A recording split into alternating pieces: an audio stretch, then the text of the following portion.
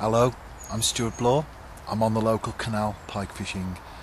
I'm sure as anglers we've all had those experiences where we've been on a venue and we've been targeting a specific fish and caught something else and thought to ourselves, I'm going to go back there for the fish that I caught that I wasn't particularly focused on at that time. That happened to me earlier in the year, perch fishing on the canal.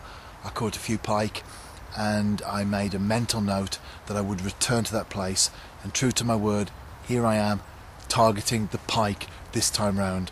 And as I often say, let's see how it goes. I've got 2 rods out, fishing roach dead baits, and as you can see I've got a small float as the indicator. There's nothing more exciting in fishing than watching a pike float suddenly come alive. It starts to bob and tremble, move across the water, and then it disappears. It's a fantastic feeling, and if you're a pike angler, predator angler, you'll know what I'm talking about. At the moment my floats are stationary, but I'm hopeful that I'll get some action on them.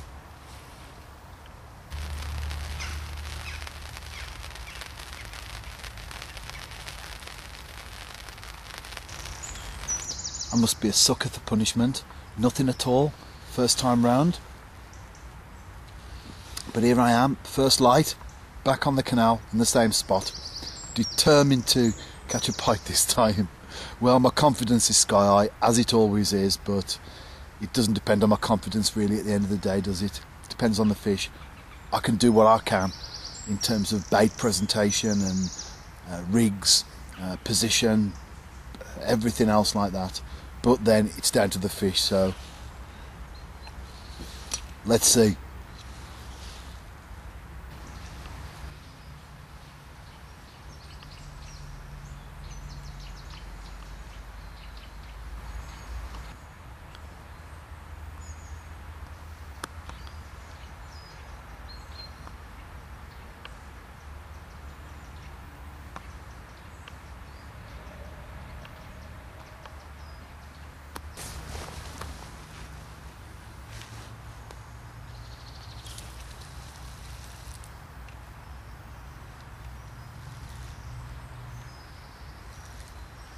I'm into a fish, so hope I can land it.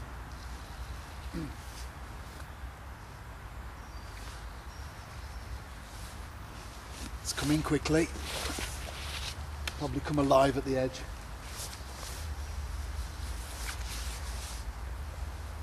Oh, it's a nice one. Well, for the canal anyway.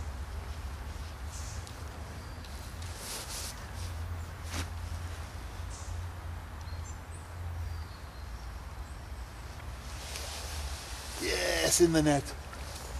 Brilliant. And the hooks have come out as well. Oh, that was close.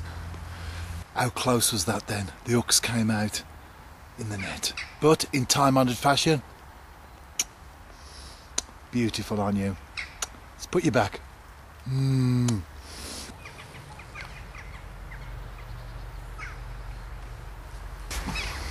That was very, very close. Hooks came out in the net.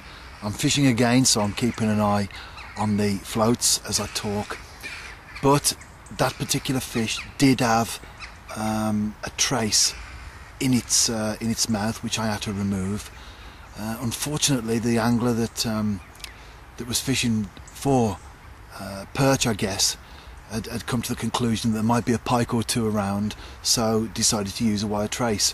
But when you still use 2 to 3 pound line as your main line, and then you're fishing a 20 or 30 pound trace, it's not really a good idea, because obviously the line's going to go when you catch a decent pike, and so consequently the pike was trailing around the wire trace and then the line from it with various bits and pieces on.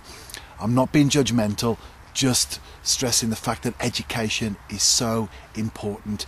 If we are to fish a water like I do from time to time where there are pike as well as perch, then it's best to use no trace and just have a bite off where the pike can shed the hook. Although I only do that when there's the odd chance, perhaps the occasional chance of catching a pike. if there's a good head of pike in the water, then I probably won't target the perch, or if I do, I would actually use lobworm. So to fish live baits or dead baits with a trace and then 2 to 3 pound main line is not really a good idea. But it was a happy ending, and hopefully through the video and through the article, because I will write more about pike welfare in that, hopefully we can convert people to the issues of pike safety, pike welfare, which is very important.